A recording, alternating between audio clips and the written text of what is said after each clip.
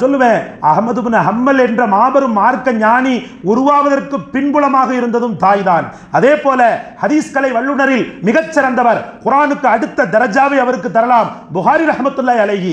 இந்த புகாரி ரஹ்மத்துல்லாஹி அலைஹி உருவாவதற்கு காரணமும் வேற யாருமே கிடையாது.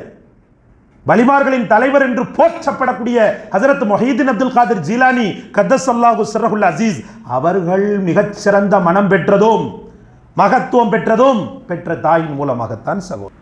ஏன்னா வாழ்க்கை அப்படின்றது ரெண்டு பெண்களை மையப்படுத்தி தான் அமைக்கப்பட்டிருக்கிறது. ஒன்று தாய், இன்னொன்று தாரம். இந்த ரெண்டு பெண்களை மையப்படுத்தி தான் அமைக்கப்பட்டிருக்கிறது. அந்த அல்லாஹு ரப்புல் ஆலமீன் நம்முடைய உலகத்தின் முகவரியாக பெற்றவர்களை வைத்திருக்கிறான். பெற்றவர்கள் இல்லை என்றால் ஒரு அறிவாளி உருவாகியிருக்க முடியாது, ஒரு ஆற்றல் பெற்றவன் உருவாகியிருக்க முடியாது, ஒரு அனுபவசாலி உருவாகியிருக்க முடியாது, உலகமே இயங்கியிருக்க முடியாது. ஒரு ஆண் பெண் என்ற ஒரு ஜோடியை வைத்து அல்லாஹ் ரப்புல் ஆலமீன் பாசம் என்ற அந்த ஒன்றை அவர்களுடைய நெஞ்சங்களில் ஏற்படுத்தி தன்னுடைய சுயநலத்தை விட தனக்கு பிறந்த குழந்தைகளின் நலனை அக்கறையோடு பார்க்க வேண்டும் என்ற நியதியையும் அந்த இருவருடைய உள்ளத்தில், அதிலும் குறிப்பாக தாயுடைய உள்ளத்தில் ஏற்படுத்தி அல்லாஹ் ரப்புல் இஸ்ஸத் இந்த உலகத்தில் நம்மை வாழ வைத்தான் தாயின் மூலமாக. அதனால்தான் பெருமானார் ஸல்லல்லாஹு அலைஹி வஸல்லம் அவர்கள் அரவணைப்பு வேண்டிய நேரத்தில் தன் தாயை இழந்தது உங்களுக்கு தெரியும். 6 வயதில் தன் தாயை இழந்தார்கள். ரொம்ப காலத்திற்கு பிறகு ஒரு பயணத்தை மேற்கொண்ட பெருமானார் திடீரென்ற காணாமல் போய் விடுவார்கள். சஹாபாக்கள் எங்கே என்று தேடக்கூடிய நேரத்தில் குறிப்பிட்ட யஸ்ரிஃப் என்ற அந்த பகுதியினுடைய ஒரு பகுதியிலே, யஸ்ரிஃப் என்ற அந்த ஊரினுடைய ஒரு பகுதியிலே ரசூலுல்லாஹி ஸல்லல்லாஹு அலைஹி வஸல்லம் முழந்தால் இட்டு அமர்ந்திருப்பார்கள். சஹாபாக்கள் கொஞ்சம் உற்று பார்க்கும்போது ரசூலுடைய கண்களில் இருந்து கண்ணீர் பொழிந்து கொண்டே இருக்கும் சகோதரர்களே. பக்கத்தில் சென்ற சஹாபாக்கள் யா ரசூல் அல்லாஹ் என்று கேட்கும்போது சொல்வார்கள் பெருமானார் ஸல்லல்லாஹு அலைஹி வஸல்லம், ஹாதா கபரு உம்மி, இது என் தாயின் கபர் என்று சொல்வார்கள். சொல்லிவிட்டு கண்களிலிருந்து தாரை தாரையாக கண்ணீர் வழிந்தது. கடைசியில் குமுறி குமுறி அழக்கூடிய அளவுக்கு அவர்களை தாயின் வேதனை, தாயின் பிரிவின் ஆற்றாமை, 6 வயதில் இழந்திருக்கிறார்கள், இப்போதோ வயது 60. ஆனாலும் கூட அந்த தாயின் பழைய ஞாபகங்கள், அவர் வளர்க்கின்ற நேரத்தில் தன்னுடைய தாயின் அந்த சுகவாசம், அந்த தாயினுடைய அருகாமை, இதெல்லாம் ரசூலுடைய கண்களில் நிழலாடி துக்கம் தொண்டையை அடைத்து கண்ணீர் ஆராய் பெருகி கடைசியில் அது கதறுதலாக குமரி குமரி அழக்கூடிய அளவுக்கு தாயின் ஆற்றாமை அவர்களை ஆட்படுத்தியது. அவர்கள் அழுததை பார்த்த உயிரையே வைத்திருக்கக்கூடிய சஹாபாக்களும் கூட அழுவார்கள் என்பது ஹதீஸின் வரலாறு. அப்போ தாயின் பிரிவு என்பது ஒரு பெரும் துயரம் சகோதரர்களே, மறக்க முடியாத ஒன்று. தாயினுடைய உறவு, தாயினுடைய பிரிவு. தாயின் உறவையும் மறக்க முடியாது, தாயின் பிரிவையும் மறக்க முடியாது. திருமணம் செய்துவிட்டு அவனுடைய வாழ்க்கை அப்படியே தடம் மாறினால் கூட அவன் மீது சுயநலம் இல்லாமல் முற்றிலும் அன்பும் நேசம் வைத்திருக்கக்கூடிய ஒரே பந்தம் தாயாகத்தான் இருக்க முடியும். வேறு யாரும் அந்த ஈக்குவலுக்கு வருவாங்களாண்டா கிஞ்சிற்றும் வர முடியாது. ஏனென்றால் அல்லாஹ் ரப்புல் ஆலமீன் தாயின் பிரியத்தை குழந்தையின் கருவிலேயே வைத்திருக்கிறான். வெளியில வந்த பிறகுதான் அந்த பிரியம் அப்படின்றதுலாம் இல்லை. உள்ளுக்குள்ளேயே அந்த குழந்தை எப்போது உருவாகிறதோ அப்போதே அந்த குழந்தையின் பிரியத்தை தாயின் உள்ளத்தில் போட்டு விட்டான். அதனால் தான் அவள் சாம்பலை சாப்பிடுகிறாள், மண்ணை அள்ளி சாப்பிடுகிறாள், அங்கே இங்கே என்று அசைந்து நெளிந்து படுக்காமல் தன்னுடைய சுகத்தை விட தன் கர்ப்பத்தில் இருக்கக்கூடிய குழந்தையின் சுகத்தையே பிரதானமாக நினைக்கிறாள். அதனால் தான் அல்லாஹ் ரப்புல் ஆலமீன் அவளை பற்றி பெருமை பொங்க சொல்வான், வஹ்னன் அலா வஹ்ன், கஷ்டத்துக்கு மேல கஷ்டம், தியாகத்துக்கு மேல தியாகமாக அவள் அவனை சுமக்கிறாள் என்று அல்லாஹ் ரப்புல் ஆலமீன் 1, 2, 3 பல இடங்கள்ல சொல்வான் சகோதரர்களே. இதையெல்லாம் விட மேலாக முஸ்லிம்களால் ஆராதிக்கப்படக்கூடிய, முஸ்லிம்கள் எதற்காக இவ்வளவு மெனக்கெட்டு ஒவ்வொரு அமல்களையும் செய்கிறார்களோ, கண்ணியத்திற்குரிய பள்ளியினுடைய நிர்வாகி பாசத்திற்குரிய சகோதரர் காதர் சுலைமான் சாப் அவர்கள் ஹஜ்ஜுக்கு செல்கிறார்கள் அல்லாஹுடைய கிருபையினால். நமது மஹல்லாவில் என்பதை தாண்டி நமது நிர்வாகியே செல்வது நமக்கு கிடைத்த பெரும் அங்கீகாரம். அல்லாஹ் அவங்களுடைய ஹஜ்ஜையும் அவங்களுடைய கிரியைகளையும் கபூல் செய்வானாக. அவருடைய துணைவியாரையும் அவர்களையும் அல்லாஹ் உயர்ந்த சொர்க்கத்திற்கு தகுதி பெற்ற மக்களாக ஆக்குவானாக. அவர்களுடைய பயணத்தை அல்லாஹ் லேசாக்குவானாக. ஹஜ்ஜில் அல்லாஹ் சொர்க்கத்தை வைக்கவில்லை, தொழுகையில் அல்லாஹ் சொர்க்கத்தை வைக்கவில்லை, நோன்பில் அல்லாஹ் சொர்க்கத்தை வைக்கவில்லை, ஜகாத்தில் அல்லாஹ் சொர்க்கத்தை வைக்கவில்லை. ஏன்? காபாவிலும் கூட சொர்க்கத்தை வைக்கவில்லை. அல்லாஹ் ரப்பல் ஆலமீன் யாரிடத்தில் வைத்திருக்கிறான்? பெற்ற தாயின் காலடியில் தான் வைத்திருக்கிறான். அதனால் தான் ரசூலுல்லாஹி ஸல்லல்லாஹு அலைஹி வஸல்லம் அல் ஜன்னத்து தஹ்தல் அக்தாமி உம்மஹாத்திக்கும், உன்னுடைய தாயின் காலடியில் தான் சொர்க்கம் இருக்கிறது என்று சொல்வார்கள். வேற எங்கேயும் நீ தேடாத, வேற எங்க தேடினாலும் கிடைக்காது. அவைகள்லாம் அஸ்பாபுகள், சொர்க்கத்திற்கு போகக்கூடிய வழித்தடங்கள். ஆனால் வழித்தடங்கள் தானே ஒழிய முற்றிலும் உயர்ந்த சொர்க்கம் முழுமையும் எங்கே இருக்கிறது என்றால் உன் தாயின் காலடியில் தான் இருக்கிறது. அன்பிற்குரிய அல்லாஹ்வின் பெருமக்களே, ஒரு அறிஞர் சொல்வார், மனைவி இறந்து போயிட்டா செத்து போயிட்டான்னு சொன்னா அதற்கு அடுத்து இன்னொரு மனைவி கூட கிடைக்கும். அவன் கொஞ்சம் ரொம்ப இளமையா இருந்தான்னு சொன்னா அடுத்து ஒரு தாரம் கிடைக்கும். அவனுடைய சூழ்நிலையை பார்த்து சொந்த பந்தங்களே முடிச்சு வச்சிருவாங்க. ஆனால் தாயை இழந்துட்டான்னு சொன்னா வேற தாய் கிடைக்குமா? பாப்பா இன்னொரு கல்யாணம் பண்ணுவார், அது தாயா? மன்சிலத்தில் உம்மி வரவே வராது. மன்சிலத்தில் உம்மு யாருமே கிடையாது. தாயினுடைய தகுதியை யாருமே பெற முடியாது. மாமியா, சின்னம்மாவா, பெரியம்மாவா, பாட்டியா, அத்தையா, யாரோ இவர்கள் எல்லாம் பாசத்தை செலுத்துவார்கள். தாய் இல்லாத பிள்ளை என்று அவர்களை ஊட்டி ஊட்டி வளர்ப்பார்கள். ஆனால் முழுமையான தாயின் பாசம் என்பது அல்லாஹ் ரப்பல் ஆலமீன் தாயிடத்தில் மட்டும்தான் வைத்திருக்கிறான். அவளுடைய அந்த கர்ப்ப கிரகத்தில் மட்டும்தான் அந்த தாய்மையை அல்லாஹ் சுரக்க செய்திருக்கிறான். அதனால் தான் நான் அடிக்கடி சொல்வதுண்டு, ரஹ்மான் என்பது அல்லாஹ்வின் பெயர், அளவற்ற அருளாளன். இந்த ரஹ்மான் என்ற பெயரிலும் ரஹீம் என்ற பெயரிலும் ஒளிந்திருக்கக்கூடிய வார்த்தை ரஹ்மு. இந்த ரஹ்ம் என்பதை கர்ப்ப கிரகத்திற்கு சொல்லப்படும். அப்ப இறைவனுக்கும் தாய்க்கும் உள்ள பந்தத்தை நீங்கள் உணர வேண்டும். தன்னுடைய ரஹ்மான் ரஹீம் என்ற அந்த பெயரின் ஒரு பகுதியை அல்லாஹ் ரப்பல் ஆலமீன் குழந்தையை சுமக்கின்ற தாயின் கருவறைக்கு அல்லாஹ் வைத்திருக்கிறார். அதனால தாய் நிந்தனை பண்ணிட்டோம், முடிஞ்சது, நம்ம அல்லாஹ்வை கட் பண்ணிட்டோம்னு அர்த்தம். இவர் என்னதை பெரிய அமல்லாம் செஞ்சாலும் சரிதான், பெற்ற தாயினுடைய நோவினைக்கு ஆளாகி இந்த உலகத்தை விட்டு பிரிகிறான் அப்படின்னு சொன்னா அவன் சாதாரணமான நிலையில போக முடியாது. இருக்கின்ற காலகட்டத்திலேயே பெற்ற தாயினுடைய உள்ளத்தை குளிர வச்சுக்கிட்டே இருக்கணும். சொல்லுவாங்க, பரக்கத்து பரக்கத்துனா எப்படிப்பட்ட பரக்கத்துன்னு சொன்னா, தாயை சந்தோஷப்படுத்தக்கூடிய காலமெல்லாம் பரக்கத்து தான். உங்க அம்மாட்ட ஒரு துவா வாங்கிடுங்க. வேற நீங்க பெரிய மௌலானா, உஸ்தாது, ஹசரத்மார்கள் அவங்களுடைய இது கேட்டகரி தனி, அவங்க துவாவையும் வாங்கணும் தான். முதல்ல உங்க உஸ்தாது உங்க தாயுடைய துவா வாங்கிடுங்க. அன்னைக்கு ஹைதர் அலி மிஸ்பாஹி ஹசரத் பேசினாங்க. சொன்னாங்க, இந்த 30 வருஷமா இந்த பள்ளியில் நான் இமாமா இருக்கிறேன். அந்த பள்ளியில், வாவர் பள்ளியில் இமாமா இருக்கிறாங்க, மேலப்பாளையம். 30 வருஷமா இமாமா இருக்கிறேன். இந்த 30 வருஷத்துல ஒரு வக்து கூட நான் என் தாய் தாப்பனுக்கு நான் துவா செய்யாத நாளே கிடையாதுன்னு சொல்லி சொன்னாங்க. 5 வக்து தொழுகையில் நான் இமாமத்து பண்ணும்போது ஒரு வக்து கூட என் தாய் தாப்பனுக்காக துவா செய்யாத நாளே கிடையாது. அவங்க உயிரோடு இருக்கக்கூடிய காலகட்டத்திலையும் செஞ்சுக்கிட்டு இருக்கிறேன், இப்போ என்னை விட்டு பிரிஞ்சுட்டாங்க, இப்பவும் நான் செஞ்சுக்கிட்டு இருக்கிறேன். இப்படி பற்றி பிடிக்கணும், இப்படி பற்றி பிடிக்கணும். ஏதோ வந்துச்சு, இறந்து போனாங்க, 40வது நாள் வருஷ பாத்தியா, அதோட முடிச்சிடக்கூடாது. அதில் அர்த்தம் இல்லாது, அர்த்தம் இல்லை அதில். ஏன்னா குடல்வாள், அது தொப்புள் குடி பந்தம்ன்ற தாய் வழி உறவு இருக்குது பாருங்க, அது சாதாரணப்பட்டதல்ல. தாய் இறந்த பிறகு அடுத்த அந்தஸ்தை யார் பெறுறா? தாய் மாமன் பெறுவான். தாய் மாமன் பெறுகிறார். தாய் மாமனை நிந்திக்க கூடாது, தாய் மாமனை தோஷப்படுத்தக்கூடாது, தாய் மாமனோடு பகமை பாராட்டக்கூடாது. தந்தை இறந்த பிறகு யார் அந்த அந்தஸ்தை பெறுகிறார்? சாச்சா பெறுவான் அல்லது பெரிய அப்பா பெறுவார். அவருடைய அந்தஸ்து அப்படி அடுத்த கேட்டகரி. அவரை வெறுக்க முடியாது, பகமை பாராட்ட முடியாது. தந்தை பிடிக்கலன்னு சொன்னா தகப்பன் கூட பிறந்தவங்களும் பிடிக்காம ஆயிடுறாங்க. அப்ப தகப்பனை பிடிக்கணும்னு சொன்னா அவங்கள நமக்கு பிடிக்கணும்ன்ற அந்த ஒரு கேட்டகரிக்கு நம்ம வந்துடணும். அப்ப தாய் வழி பந்தம் அப்படின்றது அன்பிற்குரிய அல்லாஹ்வின் பெருமக்களே, முஹம்மது ரசூலுல்லாஹி ஸல்லல்லாஹு அலைஹி வஸல்லம் அவர்கள் சொல்வது போல உயர்ந்த சொர்க்கத்திற்கு பெரும் காரணமாக அமைகிறது. அஹ்மது பின் ஹம்பல் ரஹமத்துல்லாஹி அலைஹி என்று நினைக்கிறேன். அஹ்மது ஷரீஃப் என்ற ஹதீஸின் மிகச்சிறந்த எழுத்தாளர், கிதாபின் முசன்னிஃப், ஆசிரியர். அவங்களுடைய தாயார் எப்படி படிக்க வச்சாங்க தெரியுமா? கணவர் கிடையாது அவங்களுக்கு.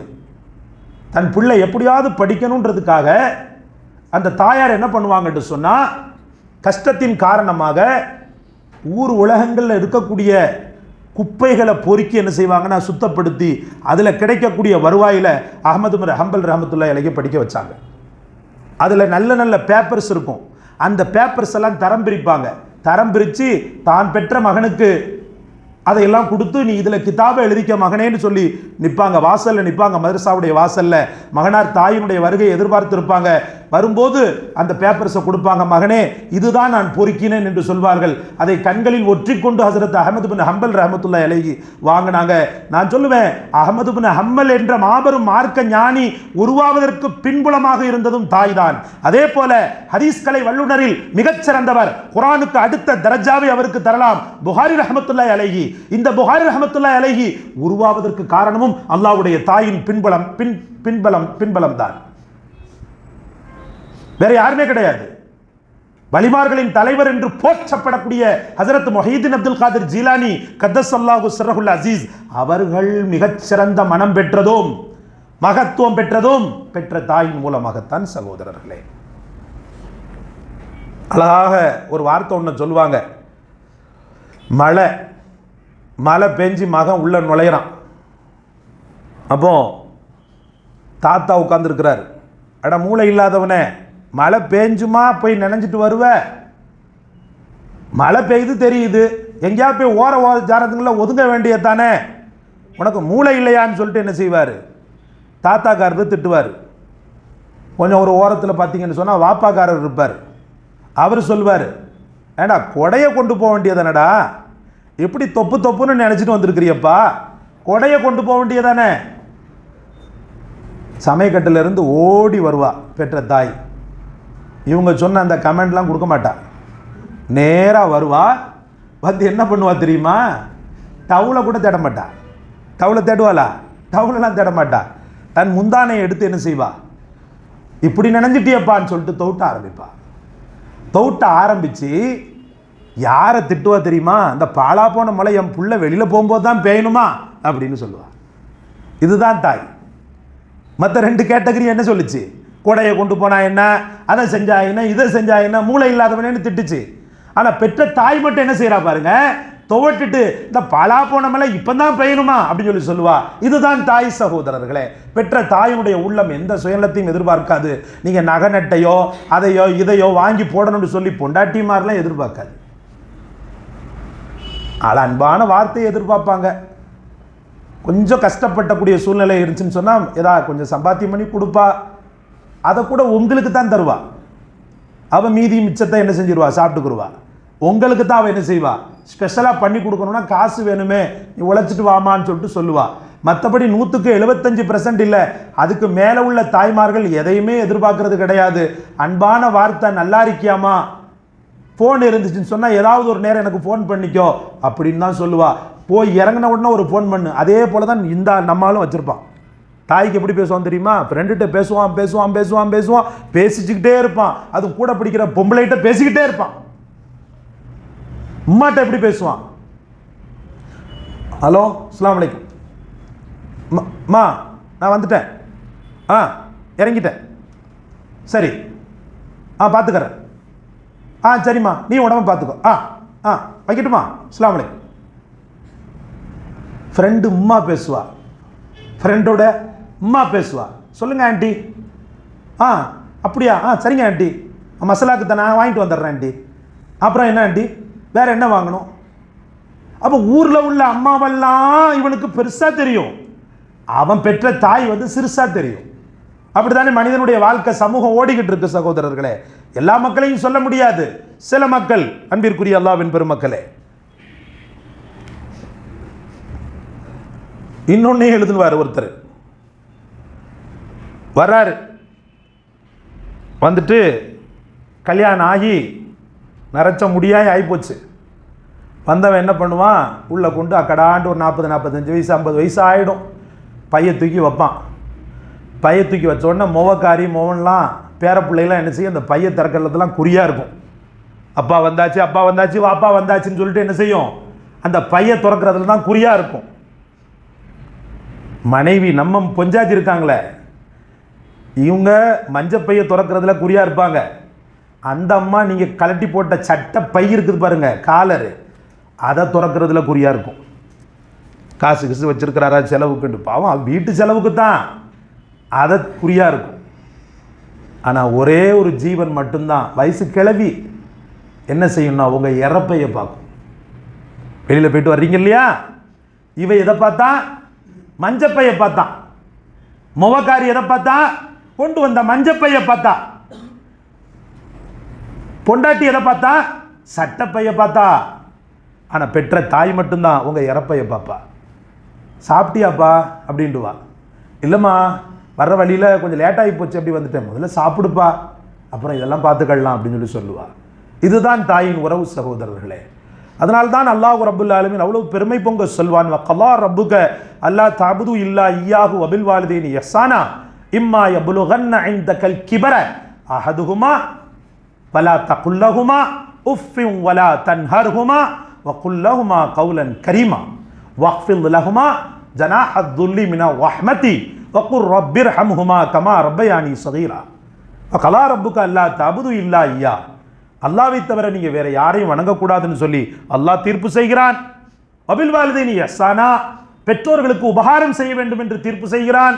இம்மா யப்லுகன்ன இன்தகல் கிபர அஹதுஹுமா, அந்த இருவரில் ஒருவரோ அல்லது அந்த இருவருமோ வயோதிக நிலையை ஆகிவிட்டால், வயசாயிடுச்சுன்னு சொன்னா ஃபலா தகுல் லஹுமா உஃப், அவர்களை பார்த்து சீண்டு கூட வார்த்தை சொல்லிடாத. அந்த ரெண்டு பேரை பார்த்து நீ என்ன செய்யக்கூடாது, அற்ப சொற்ப வார்த்தை தான், எல்லாரும் புழங்கக்கூடிய வார்த்தை தான், அப்படின்ற இந்த வார்த்தையை கூட நீ சொல்லிடாத. வலா தன்ஹர்ஹுமா, அவங்களை வெறுத்துறாத. வகுல் லஹுமா, அந்த ரெண்டு பேருக்காக இப்படி செய்.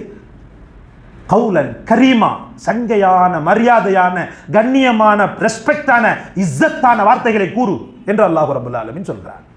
வக்ஃபில் லஹுமா ஜனாஹத் துல், அந்த இருவருக்கு மத்தியில உன்னுடைய பணிவெனும் ரெக்கையை தாழ்த்தி விடு.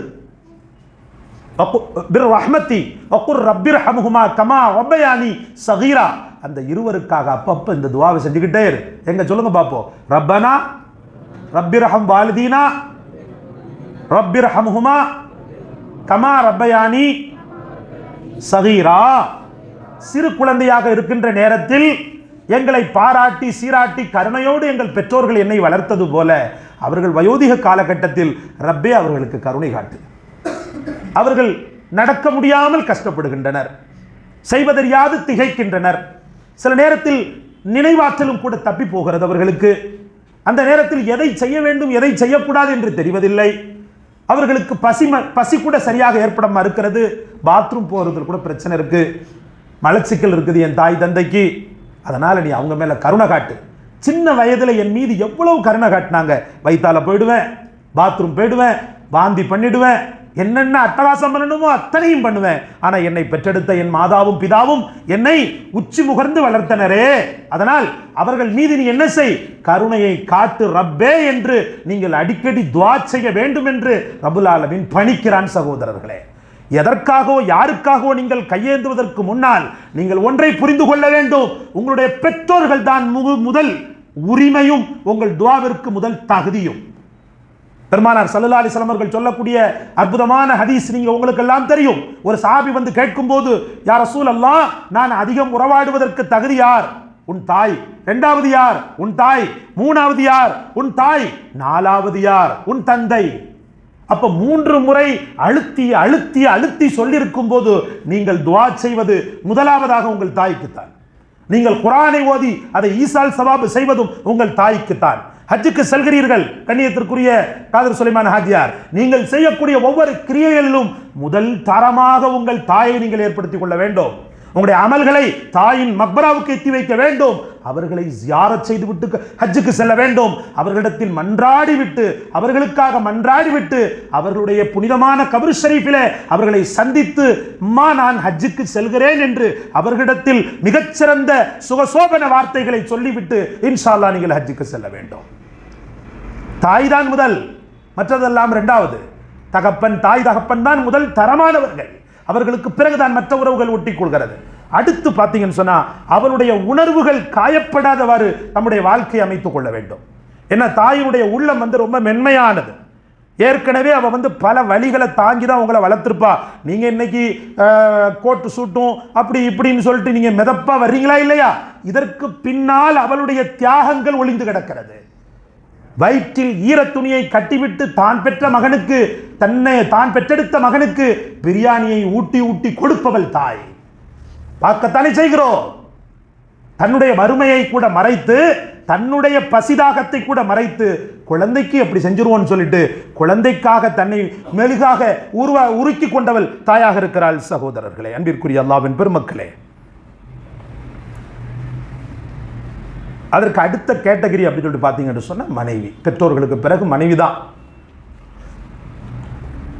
அவங்களுடைய உணர்வு. ஏன்னா தாயினுடைய உணர்வுக்கு அடுத்தாப்புல அந்த காதல் கலந்த தாய்மையை யாருக்கு வைக்கிறான்னு சொன்னா மனைவிக்கு தான் வைக்கிறான். அவளுடைய விஷயத்தில் ரொம்ப விட்டு கொடுத்து நடக்கக்கூடிய மனப்பாங்கு இருக்க வேண்டும். ஏன்னா வாழ்க்கை அப்படின்றது ரெண்டு பெண்களை மையப்படுத்தி தான் அமைக்கப்பட்டிருக்கிறது. ஒன்று தாய், இன்னொன்று தாரம். இந்த ரெண்டு பெண்களை மையப்படுத்தி தான் அமைக்கப்பட்டிருக்கிறது. அந்த தாரத்தை அவள் மனம் நோகாதவாறு மென்மையான முறையில், ஏனென்றால் அவள் ஒரு கோணல் எலும்பால் படைக்கப்பட்டவள். அவளுக்கு சில பல நேரங்களில் நம்மை போன்ற நேரிய சிந்தனை இருக்காது.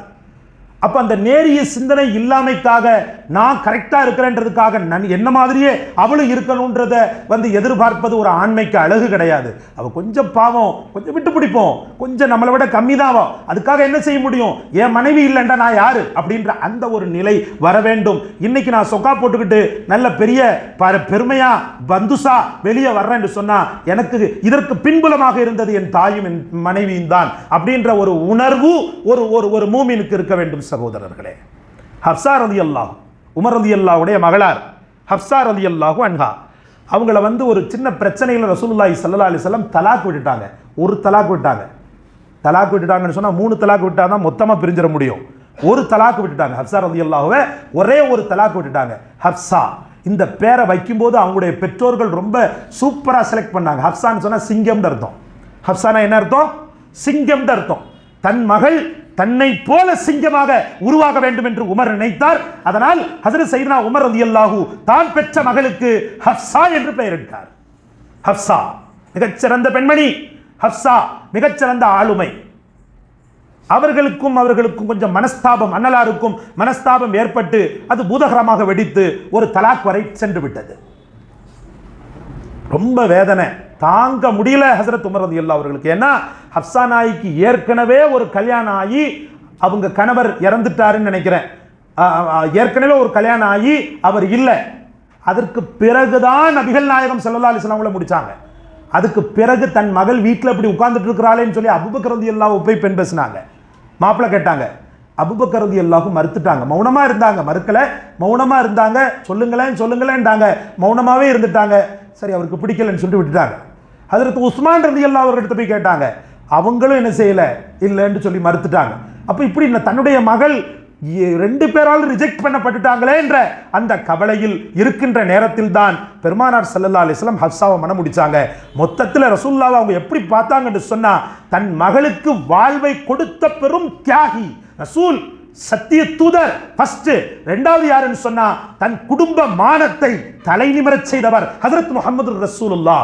தான் பெற்ற மகளுக்கு மிகச்சிறந்த வாழ்க்கையை பகரமாக்கி தந்தவர் முஹம்மது ரசூலுல்லாஹ் என்ற ஒரு பாசம் ரசூலுல்லாஹ் மேல இருந்துச்சு. இந்த சம்பவத்தில் ஹஜ்ரத் உமர் ரலியல்லாஹு ஆடி போனாங்க. மனஸ்தாபம் ஏற்பட்டு தலாக் விடப்பட்டார் என்று தெரிந்த மாத்திரத்திலேயே ஹஜ்ரத் உமர் ரலியல்லாஹு சையதுனா உமர் ரொம்ப ஆடி போனாங்க. அன்பிற்குரிய அல்லாஹ்வின் பெருமக்களே, சொல்வாங்க மா யாபகுல்லாஹு பி உமர் வ பின்தி, உமருக்கும் அவருடைய மகளுக்கும் அல்லாஹ்விடத்தில் இனிமேல் எந்த பங்கும் இல்லை போல அப்படின்ற மாதிரி சொல்லுவாங்க. அவ்வளவு விரக்தி வார்த்தைகள். ஜிப்ரைல் வந்தாங்க. சையதுனா ஜிப்ரைல் வந்தாங்க. கொஞ்ச நாள் கழித்து பெருமானார் ஸல்லல்லாஹு அலைஹி வஸல்லம் அவர்களுக்கு வஹி அறிவித்தாங்க. வஹின்னு சொன்னா அவங்களுக்கு உணர்த்தினாங்க. யா ரசூலல்லாஹ், இன்னல்லாஹ யஅமுருக அன் துராஜிஅ ஹஃப்ஸா, யா ரசூலல்லாஹ், ஹஃப்ஸாவை நீங்கள் மீட்ட வேண்டும் என்று அல்லாஹ் உங்களுக்கு உத்தரவிடுகிறான். அவருடைய தலாக்கிலிருந்து அவரை திரும்ப நீங்கள் மீட்டி சேர்த்துக் கொள்ள வேண்டும் என்று அல்லாஹ் உத்தரவிடுகிறான். மீட்டிக் கொள்ளுங்கள். உடனே பெருமானார் ஸல்லல்லாஹு அலைஹி வஸல்லம், அல்லாஹ்வுடைய உத்தரவு வரும்போது என்னுடைய மனஸ்தாபங்களும் என்னுடைய அதெல்லாம் தேவை கிடையாது, நான் மீட்டிக்கிறேன். உடனே எங்க ரசூலுல்லாஹ் நம்ம நிர்பந்தப்படுத்துறோம்னு சொல்லி நினைச்சிடக்கூடாதுன்றதுனால அல்லாஹ் சொன்னதாக ஜிப்ரீல் சொல்வாங்க, யா ரசூலல்லாஹ், ஹஃப்ஸா எப்படிப்பட்டவர் தெரியுமா, ஏன் திரும்ப உங்களை மீட்ட சொல்றான் தெரியுமா? நிச்சயமாக அல்லாஹ் ரப்பல் ஆலமீன் நிச்சயமாக ஃபைன்னஹா, நிச்சயமாக ஹஃப்ஸா ஸவ்வாமா, அவர் அதிகமாக நோன்பு இருக்கக்கூடியவர், அதிகமாக நோன்பு இருக்கக்கூடியவர். அது மட்டுமல்ல, வக்கவ்வாமா, அது மட்டுமல்லாமல் இரவு நேரங்களில் மக்கள் தூங்கிக் கொண்டிருக்கக்கூடிய வேளையில் அதிகமாக நின்று வணங்கி அழுபவர். அதனால் யா ரசூலல்லாஹ், இபாதத்தின் உச்சத்தை தொடக்கூடிய உங்கள் ஹஃப்ஸா உங்களை விட்டு பிரிந்திருப்பது நியாயமல்ல.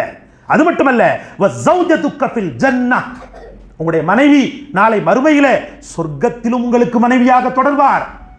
அதனால் சொர்க்கத்தின் பெண்ணாக இருக்கக்கூடியவரை நீங்கள் தலாக் விட்டு வெறுத்தொதுக்குவது நியாயமல்ல என்று ஹஜ்ரத் ஜிப்ரீல் சொல்லும் போது பெருமானார் ஸல்லல்லாஹு அலைஹி வஸல்லம் மிக பெரும் இபாதத்துள்ள தன்னுடைய அருமை மனைவியை அல்லாஹ் ரப்புல் இஸ்ஸத் இவ்வளவு பெருமைப்படுத்துகிறானே, ஆகவே ஹஃப்ஸாவை மீட்டுவதுதான் முதலாய கடமை என்று ரசூலுல்லாஹி ஸல்லல்லாஹு அலைஹி வஸல்லம், அதாவது விலகிய மாத்திரத்திலேயே திரும்ப கையெடுத்துக் கொள்வார்கள், திரும்ப மீட்டிக் கொள்வார்கள். சகோதரர்களே, அப்போ மனைவியின் உணர்வுகளும் தாயின் உணர்வுகளும் பாதுகாக்கப்பட வேண்டிய பொக்கிஷம்.